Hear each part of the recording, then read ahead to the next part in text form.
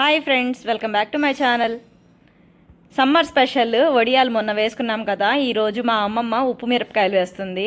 అమ్మమ్మని ఎలా చేస్తుందో నేను నేర్చుకుంటూ మీకు కూడా చూపిస్తాను. ఫస్ట్ అయితే మిరపకాయలన్నీ నీట్గా కడిగి పెట్టుకుంది. వాటిని ఒక చిన్న పిన్ తీసుకొని ఇలా చీలుస్తుంది.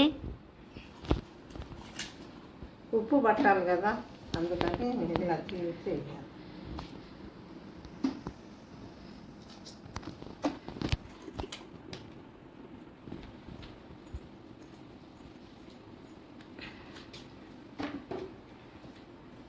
ఒక చిన్న పిన్నీస్ లాగా ఉంది ఇది. ఆ పిన్నీస్తో అలా పొడవుగా చీల్చేస్తుంది పైనుంచి కింద వరకు.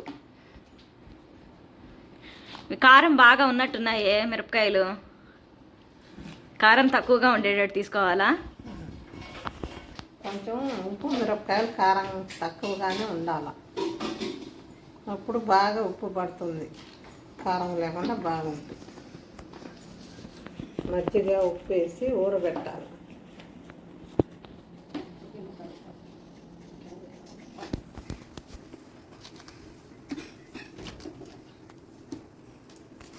ఇవి మొత్తం చీల్చి పెట్టేసుకున్నావా? ఇలా చూడండి, మీకు ఒకటి చూపిస్తాను ఇప్పుడు. దీనికి ఇక్కడ స్ప్లిట్ కనిపిస్తుంది చూడండి, ఇలా పొడవుగా చీల్చేస్తున్నారు.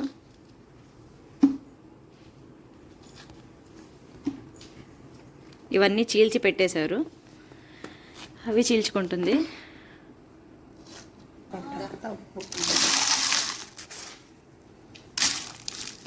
మిరపకాయలన్నీ ఒక డబ్బాలో వేసేసి దాంట్లో ఉప్పు సరిపడినంత ఉప్పు వేసేసుకుంది. దాంట్లో ఇదేంటి మజ్జిగ మజ్జిగ వేసేసుకొని పెరుగు మిక్సీ పట్టి మజ్జిగలాగా చేసుకొని దాంట్లో వేసేసుకున్నారు. ఇవన్నీ కట్ చేసిన మిరపకాయలు.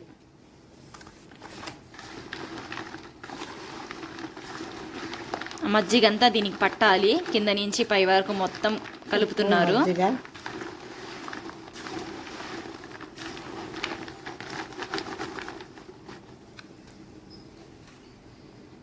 మిరపకాయలు బాగా మునిగేంత వరకు వేసుకోవాలి మజ్జిగని.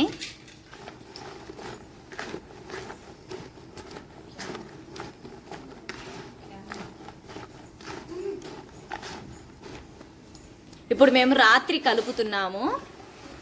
నైట్ అంతా ఇలా మజ్జిగలో ఊరిన తర్వాత పొద్దున్నే తీసి ఎండకేసుకోవాలంట. ఇవి మిరపకాయలు వచ్చేసి 2 కేజీలు,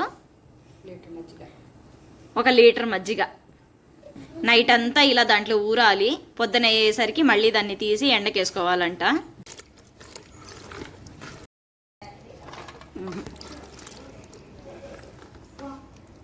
నైట్ అంతా ఇలా మజ్జిగలో నానిన పచ్చిమిరపకాయల్ని పొద్దున్నే తీసి ఇలా చిల్లుల గిన్నెలో ఇలా వేసుకుంటున్నారు. అంటే ఆ మజ్జిగ అంతా కిందకు పోవాలని, మిగిలిన ఎక్సెస్ మజ్జిగ అంతా అదంతా కిందకు వచ్చేస్తుంది.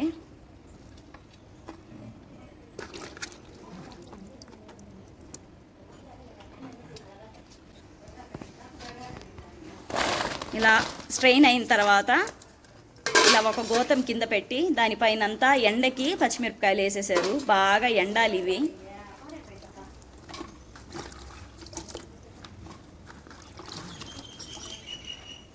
మిగతా కూడా అన్ని పచ్చిమిరపకాయలు ఇలాగే తీసి అన్నీ అలాగే వేసి ఇక్కడ ఎండకేసేస్తారు. ఈ మజ్జిగని అలాగే ఉంచాలంట, పడేయకుండా. ఇవి బాగా ఎండిన తర్వాత సాయంత్రం మళ్ళీ తీసి అదే మజ్జిగలో వేసి మళ్ళీ నానబెడతారంట ఒక నైట్ అంతా. మళ్ళీ ఇవి కొంచెం దూరంగా స్ప్రెడ్ చేస్తున్నారు, ఎండ బాగా వస్తుందని, వీటికి బాగా తగలాలని. ఇంకా వీటిని సాయంత్రం చూపిస్తాను. ఒక రోజంతా ఎండిన తర్వాత ఎలా ఉంటాయి అనేది సాయంత్రం మీకు మళ్ళీ చూపిస్తాను. పొద్దున్నుంచి సాయంత్రం వరకు ఎండలో ఎండిన మిరపకాయలు కొంచెం కలర్ చేంజ్ అయ్యి ఇలా ఉన్నాయి చూడండి. మరీ గ్రీన్గా కాకుండా కొంచెం వైట్ కలర్లో కాకుండా కొంచెం మిక్స్ అయినట్టున్నాయి చూడండి. వీటన్ని మళ్ళీ మనం పొద్దున తీసి పెట్టాం కదా మజ్జిగ, పడేయకుండా ఆ మజ్జిగలో వేసేద్దాం. ఆ మజ్జిగలో వేసేస్తున్నారు పచ్చిమిరపకాయలన్నీ. ఇది రాత్రంతా మళ్ళీ ఇలాగే ఉంచి మళ్ళీ మొత్తం మిరపకాయలన్నీ పీల్చుకొని రాత్రంతా నానాలంట.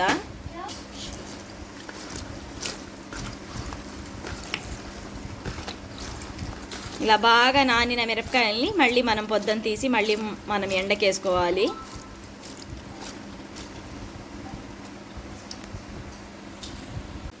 ఇప్పుడు ఇలా నైట్ అంతా నానబెట్టుకోవాలి. మళ్ళీ పొద్దున తీసి మళ్ళీ ఎండకేసుకుందాం. ఉప్పు ఏమైనా కొంచెం తక్కువగా అనిపిస్తే ఇప్పుడే యాడ్ చేసుకోండి.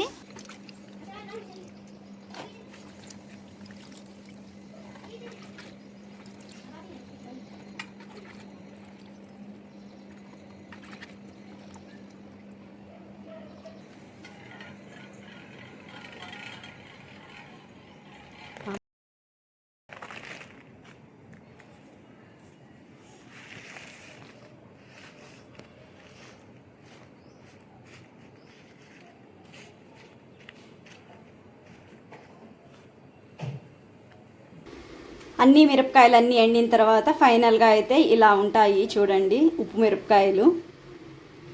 వీటిని ఇప్పుడు మనం ఫ్రై చేసుకుందాం.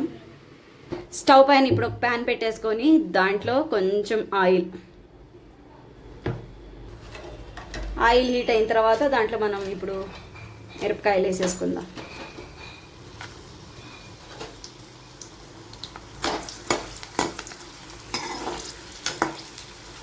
బాగా గోల్డెన్ కలర్ వచ్చేంత వరకు బాగా ఫ్రై చేసుకోవాలి వీటిని.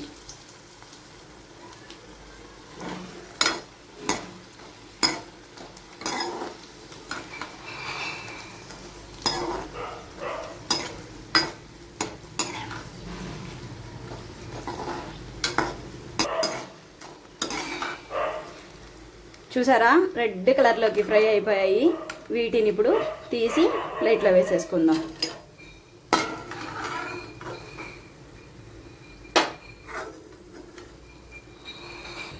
చూసారా ఎంత రెడ్డిష్గా ఫ్రై అయ్యాయి ఇవి. ఇలా రెడ్ కలర్లోకి ఫ్రై చేసుకుంటే టేస్ట్ చాలా బాగుంటాయి. ఇవి సద్దన్నంలో కానీ పప్పులో కానీ సాంబార్లో కానీ నంచుకొని తింటే టేస్ట్ సూపర్గా ఉంటుంది. ఓకే ఫ్రెండ్స్, ఈ వీడియో కనుక మీకు నచ్చినట్లయితే please do like, share and subscribe. మళ్ళీ ఇంకొక కొత్త వీడియోతో మళ్ళీ మీ ముందుంటాను. అంతవరకు బాయ్ బాయ్.